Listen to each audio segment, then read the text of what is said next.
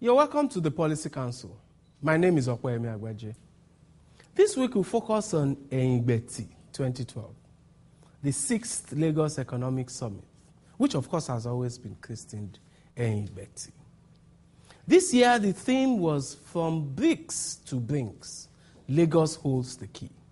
The argument of the organizers of the summit, which I endorse, is that if Nigeria is to become one of the top economies in the world, Lagos will be the propellant that will take us in that direction. And therefore, if you want the BRICS, Brazil, Russia, India, China, and South Africa, to include Nigeria as the N in the BRICS, Lagos, the economy of Lagos, has to power that movement. The theme of this year, like I said, was From Bricks to Brinks, but the focus was on something the organizers call path, power, agriculture, transportation, and housing and urban development.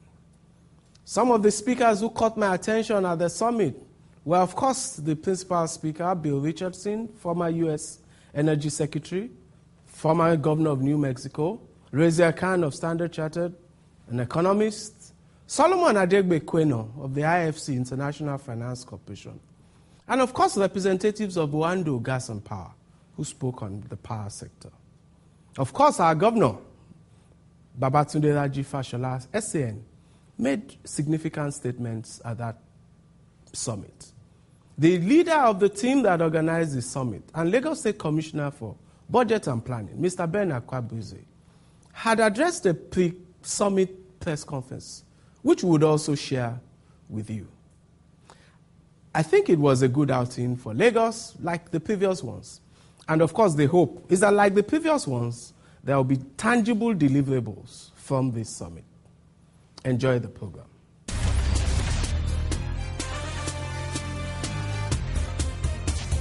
In the pre-summit press conference, Ben Akwabuze spoke about the theme and focus of the summit and answered questions from the media.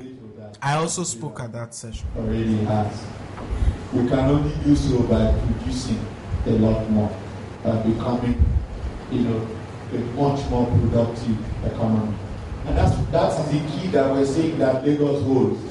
The key to multiplying several-fold the productivity of this economy. In terms of Nigeria's manpower, this is where the best of that manpower is.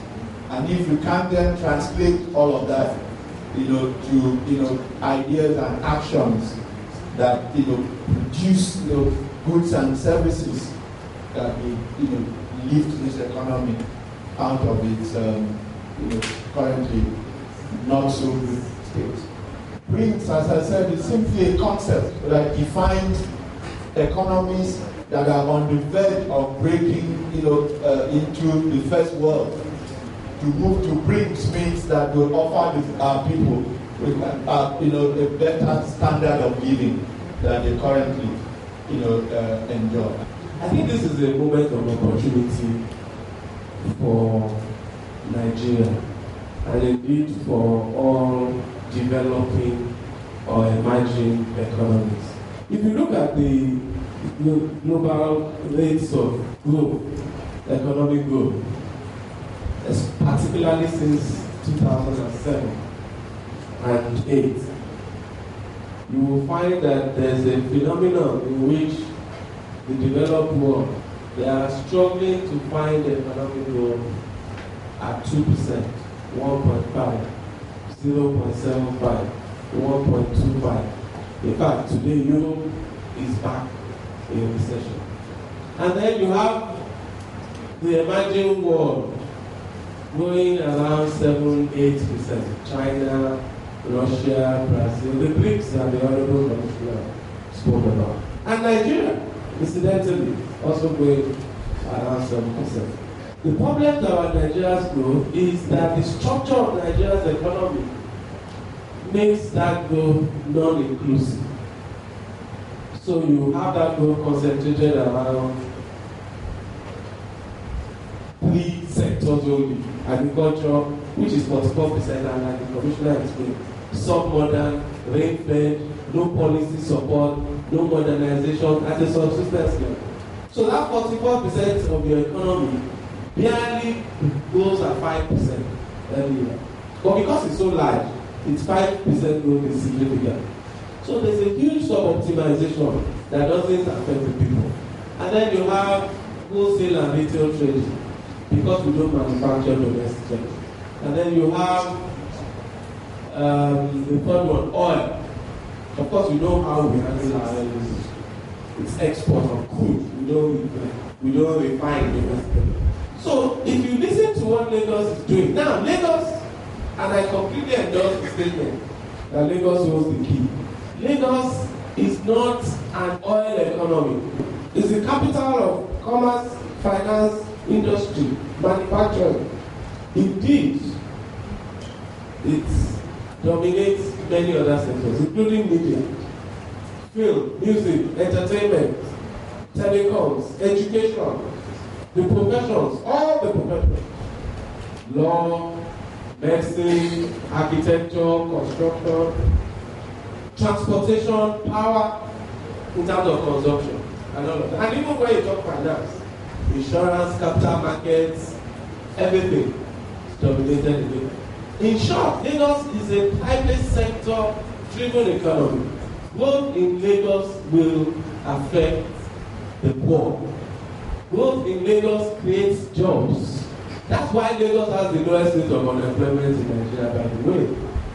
So this is a moment of opportunity for countries, developing economies like Nigeria, to seize the gap, the sluggishness of the Western economies and go fast. China gets the point. Brazil gets the point. India gets the point. At the national level, we're not sure that Nigeria gets the point. But Lagos can lead the way to Nigeria realizing its potential and taking advantage of this period of opportunity.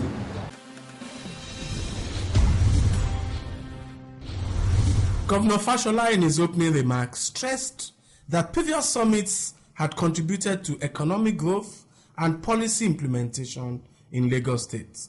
And he emphasized the importance of Lagos to the national economy. This summit has a very rich history, and it is an even greater pleasure for me to note that it has hosted continuously since the beginning of the millennium and is now firmly established as a credible forum for stimulation of economic growth in Lagos State. It has committed to a total of 119 resolutions and has implemented 109 at the last count. We have been driven by our imagination and the desire to transform Lagos into what we firmly believe is infinitely possible, Africa's model megacity. The sixth summit will focus on the 4 key sectors of the economy, from which we have developed a theme called PATH. PATH is an acronym for power, agriculture, transportation, and housing. And we strongly believe that investing our resources and time more aggressively in these key areas will be the quickest drivers for post-recession economic recovery and poverty eradication. From brick to brinks, Lagos holds the key. An ambitious theme? Maybe. Is it achievable? Definitely. It is no longer debatable that the growth poles for the world are to be found mainly in the emerging markets of Asia and Africa. Nigeria is an important part of this projection, having been identified as one of the next 11. Lagos is home to about 2,000 industrial complexes, about 10,000 commercial ventures, and 22 industrial estates. It contributes 30% to the nation's GDP and is the leading contributor to the non-oil sector GDP. Lagos accounts for over 60% of Nigeria's industrial and commercial activities, 70% of the national maritime cargo freight, over 80% of the international aviation traffic, and over 50% of Nigeria's energy consumption. This scale of economic activity, matched by no other state in Nigeria, undoubtedly lends more credence to our assertion that Lagos indeed holds the key. The possibilities are endless. We have seen them, and we invite you to come along with us. We invite you to take advantage of the dynamic Lagos market in those critical path economic areas: power, agriculture, transportation, and housing, to address the infrastructure gaps for our collective benefit. Distinguished ladies and gentlemen, I invite you to come and walk our path. You will be glad you did. I welcome you to the 6th Summit and wish you very fruitful deliberations. Thank you. God bless you. Bill Richardson prescribed 10 recommendations, drawing on his experience as both a former U.S. Energy Secretary and former governor of New Mexico. The first is what you need, I think you have, and that is leadership and good governance. And I think what is obvious is that why Lagos is moving so far ahead of any other communities and states in Nigeria is because you have leadership. You have that leadership. And that is very important. In a democracy, sometimes there's conflict. Let's accept it. Do you think that New York and California fight the federal government in the U.S.? All the time. And so sometimes the controlled tension between a big state like Lagos and the federal government is natural. As long as it's civil, as long as there are democratic means, and you achieve your results by democracy and discussion and negotiation, it's okay. Number 3, you want to have a regulatory environment in Lagos that is pro-business, that is pro-jobs, that is pro-local businesses, the shopkeepers, the small businesses, the small entrepreneurs. You want to have certainty so that investors, when they come in, they know how much they're going to pay in taxes or regulatory efforts. Number 4, public-private partnerships. The state government can't pay for everything. So anytime you can get the private sector to work with you and pay for a service, pay for a museum, pay for public transportation, pay for a pension system, a collaborative effort where both sides benefit, where the private sector can make some money, that's okay. Don't forget those public-private partnerships. Number 5, the biggest resource that Nigeria has, it's its people. Human resources. You got to have a strong education system, good schools, good teachers. You have to invest in that. It's important to promote vocational training. Preschool, the earlier you get to kids with preschool education, the better they turn out. Number 6, I mentioned it. But don't forget the small entrepreneurs, the small businesses, the shopkeepers, the restaurants, the women-owned businesses. They're the foundation of any tax system. They're the foundation of who gives jobs out. In the United States, 70% of all jobs are created by small businesses. Number 7, become the tech center of Nigeria. If you look at your kids or education or the future, everybody has a BlackBerry or a handheld item or Facebook or Twitter. Become the technology center of Nigeria. I would suggest also transportation. It's going to cost a lot, multimodal, but do it now. It's going to just cost more later. Transportation between the very distant parts of Lagos, energy-efficient transportation, natural gas vehicles. That is the future. That is the kind of transportation system that citizens and businesses are going to support. Housing. Go for affordable housing.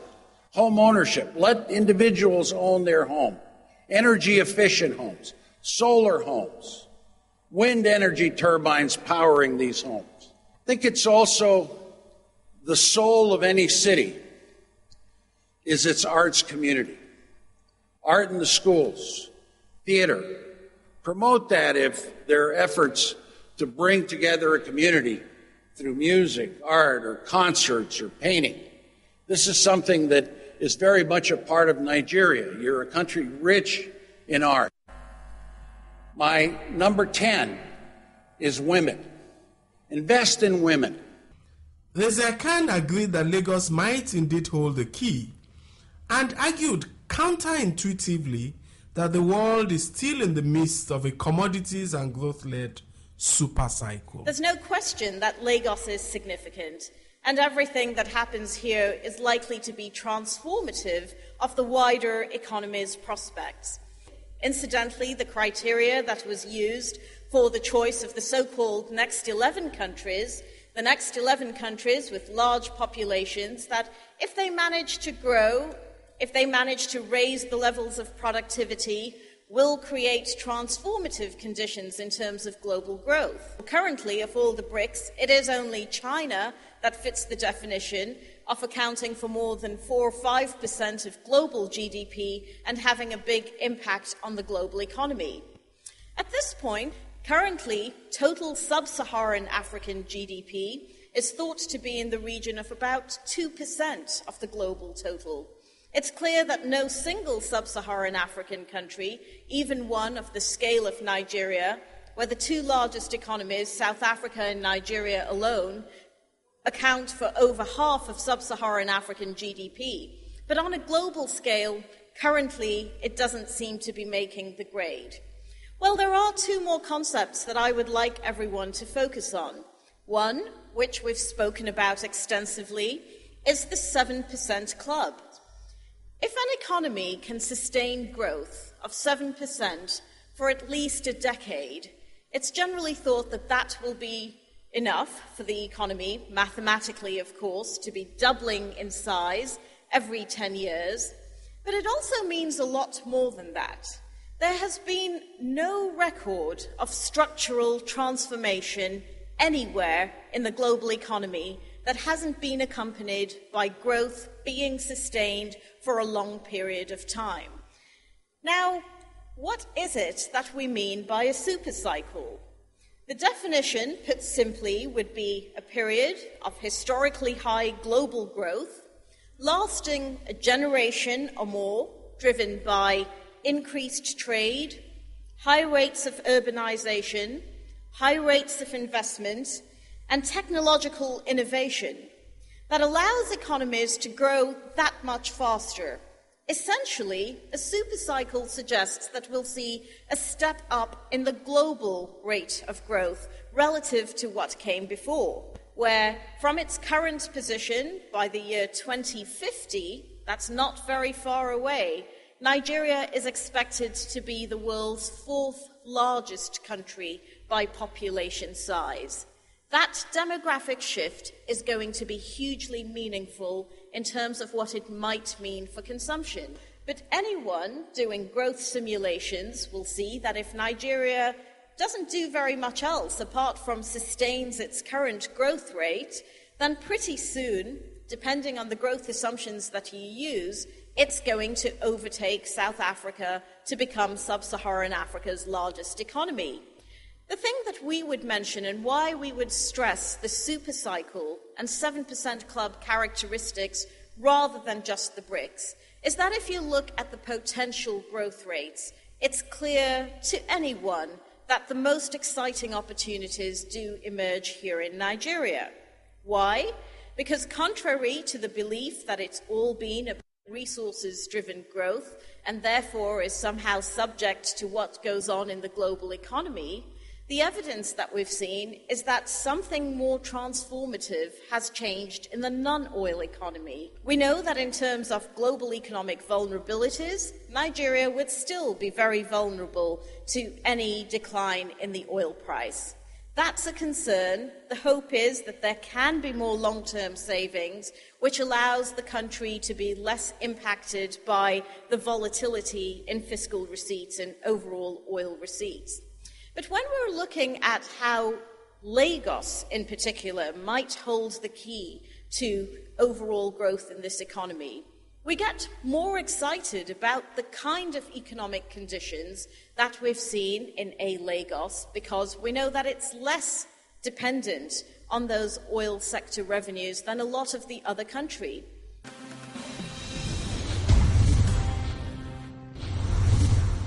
Solomon Adegbe Kwena of the IFC and Lele Odushote of Oando spoke about transportation and power respectively. Federal and state corridors and transport assets should not be an issue.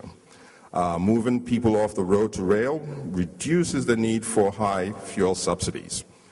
Depending on who you listen to, the fuel subsidies that were paid out, during the election year was close to $2 to $3 billion. That would have funded the infrastructure tracks of both the blue and the red line.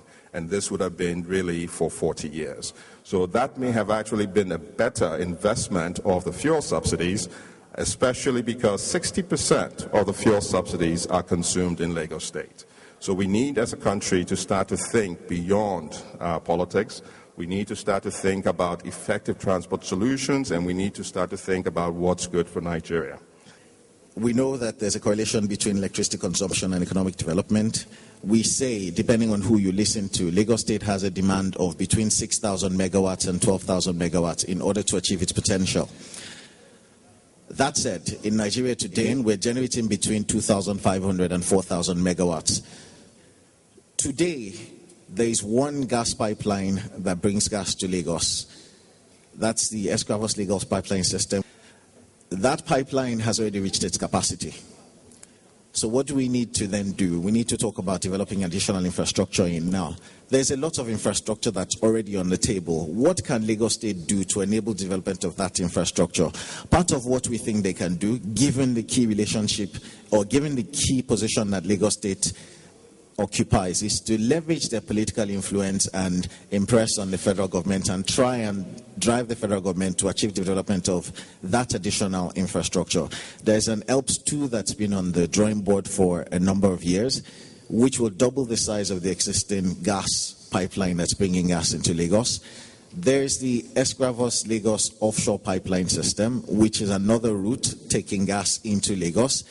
There's also, again, and a lot of people might disagree, there's also the existence of a liquefied natural gas plant in Nigeria.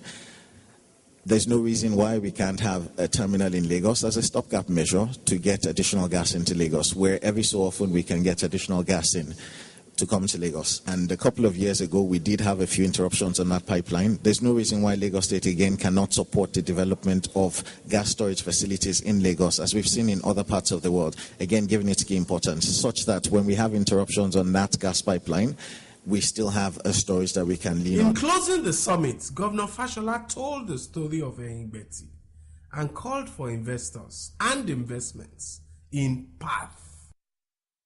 The story of Ehingbeti is the story of the prosperity that lies in the waters and waterfronts of Lagos, symbolized by the old marina, and which has now extended to Victoria Island and is expanding to other frontiers of Lagos. When we held the 4th summit in 2008, we did not have this hall. The Lekki-Epe Expressway was just starting. There was no power supply in Iju and Adion waterworks. Eko Atlantic City was only a dream that many doubted. There was only one mall in the whole of Lagos State on the Lekki-Epe Expressway. The Lagos Light Rail and the Badagry Expressway were faraway dreams. I commit that we will pursue the path that we have all converged to adopt. It is my hope that this summit will reawaken the entrepreneurial enthusiasm of our local people to participate more actively, to invest more faithfully, and to venture more bravely into the areas and sectors of power, of agriculture, of transportation, and housing, which represent our pathway. I thank you all. God bless you. Eko ni baje o.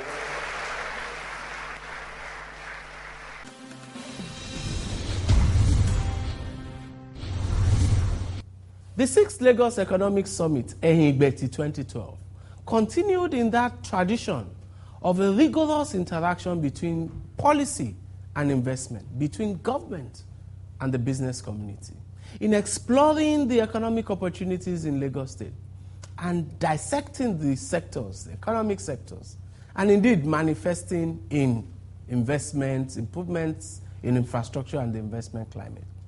This year, we hope the outcome will be the same, intangible and measurable deliverables that have been agreed and that are sure to emerge from Ehingbeti 2012.